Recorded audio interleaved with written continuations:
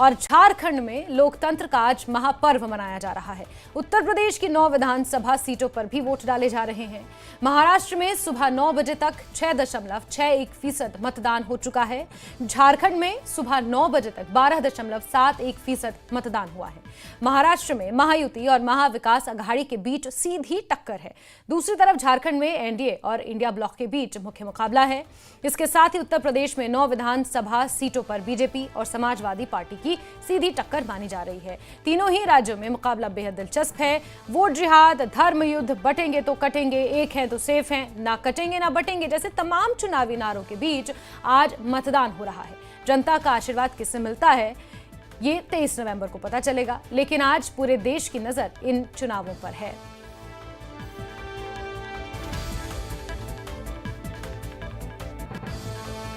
तो झारखंड और महाराष्ट्र विधानसभा चुनावों के लिए मतदान हो रहा है। साथ ही साथ उत्तर प्रदेश के साथ साथ 3 अन्य राज्यों में भी विधानसभा उपचुनावों के लिए मतदान जारी है।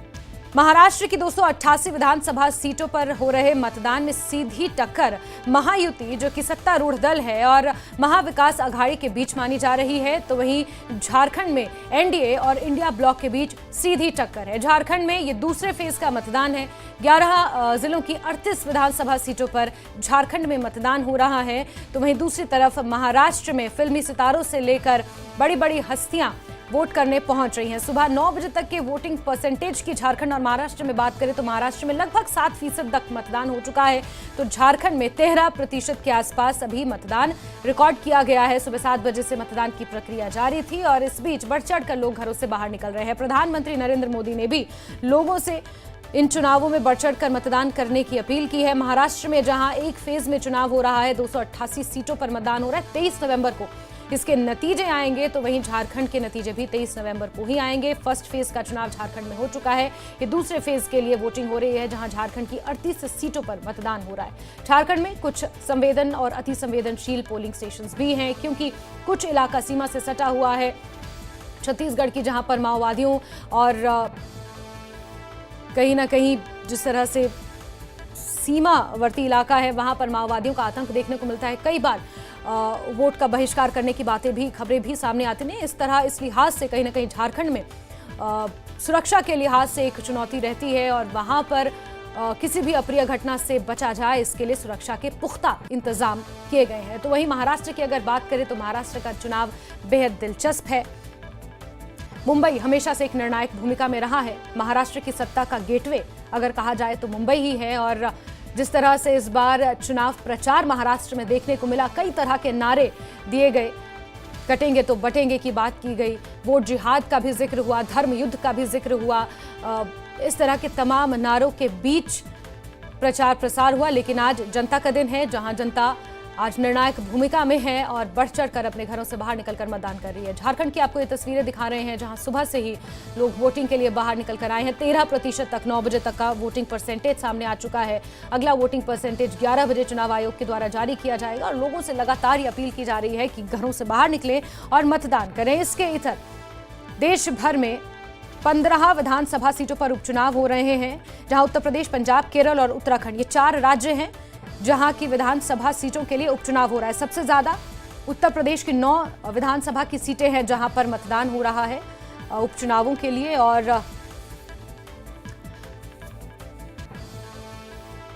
महाराष्ट्र से लक्ष्मण हमारे सहयोगी और झारखंड से ओम प्रकाश हमारे साथ जुड़ चुके हैं। महाराष्ट्र का सबसे पहले रुख कर लेते हैं। लक्ष्मण, महाराष्ट्र में किस तरह से वोटिंग हो रही है और क्या है जनता का रुख, जरा बात भी करें और तस्वीरें भी दिखाएं।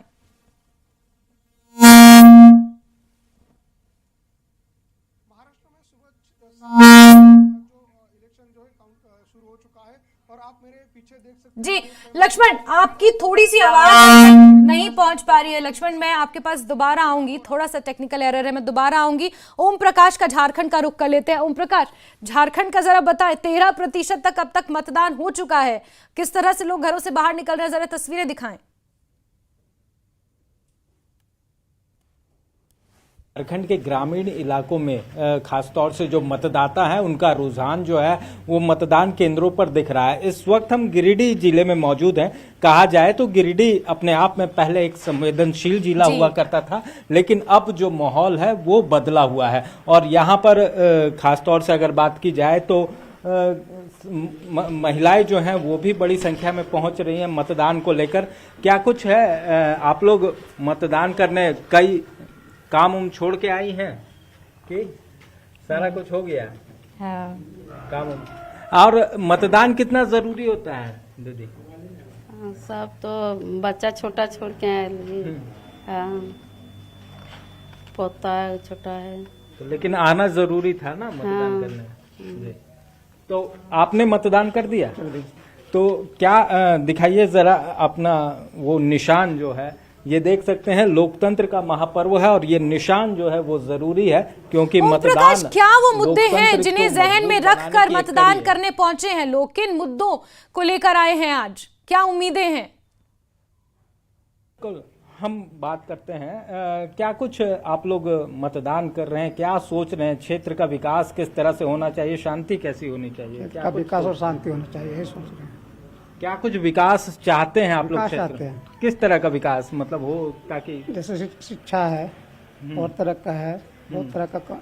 जैसे हम लोग का तालाब में बहुत तरह का गंदगी फैला है, उसका थोड़ा अच्छा होना चाहिए, यही सब चाहते हैं। ये सब चाह रहे हैं आप लोग। क्या चाहती हैं, किस तरह से विकास हो बच्चों का और खास तौर से ये चीजें?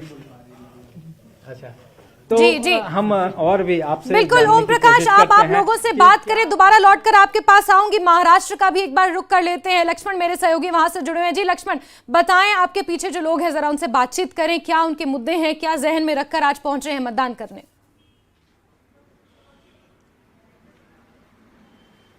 महाराष्ट्र के 288 सीटों के लिए आज मतदान जो है हो रहा है। उस मेरे पीछे आप देख सकते हैं ऐसी भीड़ जो है नासिक के, महाराष्ट्र के हर चुनाव क्षेत्र में दिखने को मिल रही है। इस बार विधानसभा चुनाव बेहद दिलचस्प है। इस चुनाव में एक तरफ भारतीय जनता पार्टी, एनसीपी और शिवसेना के गठबंधन वाली महायुति है और दूसरी तरफ कांग्रेस, शिवसेना जो बाला साहेब ठाकरे की है और एनसीपी शरद पवार जी की है, उनका एक गठबंधन है। उनको लेके ये चुनाव हो रहा है। हमारे साथ कुछ मतदार है, उनसे बातें करेंगे। आप कहाँ से हो, आपकी क्या मांगे रहेंगी इन सरकार से, आप किनको मतदान करने जा रहे हो? जो हिंदू हित की बात करेगा वही देश पे राज करेगा, हमें उसको मतदान करेंगे। आप? वही बात भैया बोले वही करेंगे। आप भी मतदान करने जा रहे हैं, क्या आपकी मांगे रहेंगी सर, ये जो आपके उम्मीदवार रहेंगे उनसे? मांगे अगर मिडिल क्लास लोगों के बारे में अगर ज़्यादा सोचे कि भाई उन लोगों को ज़्यादा तकलीफ ना हो, कि सोचना ना पड़े उनको कि इतना पैसा खर्च हो रहा है या ऐसा कुछ हो, कॉस्ट एफिशिएंसी ज़्यादा अगर हो, वो मेन रहेगा। और देखते हैं कि अगर एम्प्लॉयमेंट अगर ज़्यादा मिलता है, लोग अगर खुश है, किसी एक घर में अगर कोई काम कर रहा है उसकी वजह से घर सही से चल रहा है बिना कोई रोए धोए, तो वो इम्पोर्टेंट है ज़्यादा। बाकी तो देखते हैं अभी क्या है कैसा है। Thank you. आप देख रहे हैं कि कोई बोल रहा है कि जो हिंदू हित की बात करेगा उसी को हम मतदान करेंगे। कोई यहाँ पे जो है जो आएगी, उन्होंने कहा है कि रोजगार की बात, यानी कि रोजगार के भी मुद्दा जो यंग जनरेशन है उनके उनमें ज्यादा दिखाई दे रहा है। और कुछ लोग हिंदू होने की वजह से, यानी हिंदू के मुद्दे को लेकर मतदान करने जा रहे हैं। बिल्कुल लक्ष्मण, और अगर कुल मिलाकर हम बात करें जिस तरह के इस बार चुनाव प्रचार में हमने नारे देखे थे, बटेंगे तो कटेंगे, धर्म युद्ध, वोट जिहाद, इस तरह की जो बातें कही गई थी, क्या महाराष्ट्र की आम जनता के बीच इन नारों का असर देखने को मिला, या फिर कहीं ना कहीं जो मूलभूत मुद्दे हैं, चाहे रोजगार का मुद्दा हो या फिर महंगाई का मुद्दा हो, ये वो तमाम मुद्दे हैं जो इन नारों पर हावी पड़ते हुए नजर आए? आपने तो कवरेज की होगी चुनाव के प्रचार के दौरान, जनता के बीच गए होंगे।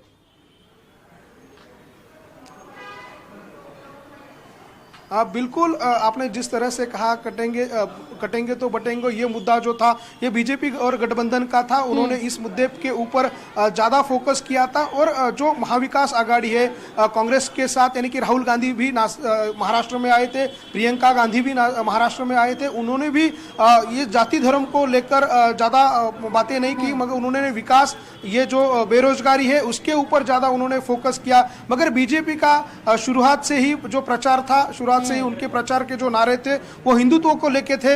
और अभी जो माहौल दिखा रहा है वो इस तरह का है कि कुछ लोग जो है वो धर्म को लेकर मतदान करने जा रहे हैं, मगर कुछ यंग जनरेशन जो है वो रोजगार की बात करना चाहते हैं, रोजगार की बातों पर वोटिंग करने जा रहे हैं। इसीलिए ऐसा दो तरफ का माहौल जो है वो महाराष्ट्र में दिखाई दे रहा है। बिल्कुल। और अगर नासिक की बात की जाए तो सेंट्रल मुंबई का एक महत्वपूर्ण जिला है नासिक, और यहाँ पर बीजेपी का दबदबा रहा है। लक्ष्मण, आपका दोबारा मैं रुख करूंगी, और ओम प्रकाश मेरे सहयोगी जुड़े हुए झारखंड से। ओम प्रकाश, झारखंड की अगर बात की जाए तो यहाँ पर जो सीमावर्ती इलाके, जैसे गिरिडीह आपने बात किया, छत्तीसगढ़ से उसकी सीमा लगती है, तो ऐसे में कहीं ना कहीं संवेदनशीलता का हमेशा ध्यान रखना होता है, और कुछ संवेदनशील बूथ वहां पर बनाए जाते हैं। लोगों की सुरक्षा किस तरह से वहां सुनिश्चित की जा रही है, और बेखौफ होकर लोग घरों से बाहर निकलकर मतदान कर सके, उसके लिए किस तरह के इंतजाम किए गए हैं?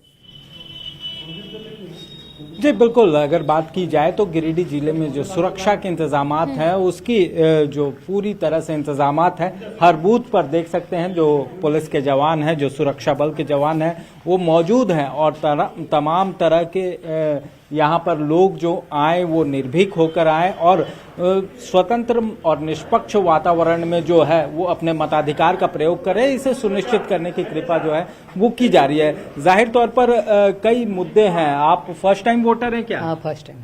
क्या कुछ जहन में रहता है फर्स्ट टाइम वोट करने को लेकर? काफी कुछ माइंड में चलता है रात भर? क्या सोचा आपने?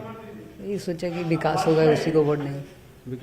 अच्छा, क्या कुछ चाहते हैं? शिक्षा, रोजगार चाहते हैं, रोजगार भी चाहते हैं, शिक्षा तो बहुत जरूरी है, बहुत जरूरी है। तो ये तमाम जो चीजें हैं। चाची, आपने वोट दे दिया? हाँ। क्या कितना उम्र हो गया चाची आपका? 73 बरस। 73? इसमें भी जज्बा है, उत्साह है आप लोगों में, नहीं? नहीं समझ। उत्साह है। दूसरों को क्या कुछ अपील करना चाहिएगा? कई लोग हैं जो घरों से नहीं निकलते हैं, उनको क्या कुछ कहिएगा? ये सबसे पहले ये सर, ये है मेरी माँ, ये गिरिडीह में रहती है, मंदिर में रहती हैं। मैं भी मंदिर में रहता हूँ, वहाँ से लेके आया हूँ वोट दिलाने के लिए, क्योंकि ये लोकतंत्र का जो महापर्व है, 5 साल में एक बार आने का मौका मिलता है, और इससे बहुत से विकास होने की संभावना रहती है। अच्छे उम्मीदवार को हम लोग चुनते हैं ताकि शिक्षा का विकास हो, भ्रष्टाचार मुक्त गाँव हो, और हमारा देश बने, सशक्त बने। और हमारे देश में जो है सो हर एक तरह से, इससे पहले राज्य का विकास होगा, पहले गांव का, विधानसभा का विकास होगा, उसके बाद राज्य का विकास, फिर देश का विकास होगा। इस कारण से हम लोग चाहते हैं कि हर तरह से एक अच्छे मजबूत प्रत्याशी इसमें बने और जीते, ताकि हमारा गांव जो है सो अच्छी खुशहाली रहे, सब चीज का विकास, शिक्षा का विकास हो, हर तरह से स्वच्छता के अभियान यहाँ पर चले, भ्रष्टाचार मुक्त हो हमारा गांव, हर तरह से तमाम जो चीजें वो चीज सही बात है। चाचा, आप लोग क्या सोचते हैं, क्या होता है? कई लोग यहाँ से पलायन कर जाते हैं, दूसरे इलाकों में जाते हैं रोजगार के लिए। हाँ, जीवे करते हैं, जाते हैं ना, तो क्या होना चाहिए?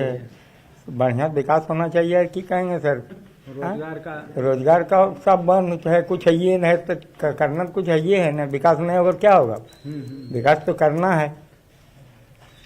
जी तो बता देते हो, यहाँ पर तमाम जो लोग हैं वो विकास की बात कर रहे हैं कि क्षेत्र में जो रोजगार हो, भ्रष्टाचार मुक्त हो, खासतौर से लॉ एंड ऑर्डर जो है, जो कि स्थितियां बदली हैं पहले से, और अब उन तमाम चीजों पर कहीं ना कहीं ये लोग देख रहे हैं, और उसी के आधार पर मतदान जो है वो लोग कर रहे हैं। बिल्कुल। और ओम प्रकाश, अगर झारखंड की राजनीति को पढ़ें, बीते 2-3 सालों में जो राजनीतिक घटनाक्रम झारखंड में घटे हैं, कहीं ना कहीं अवसरवाद भी वहां पर देखने को मिला।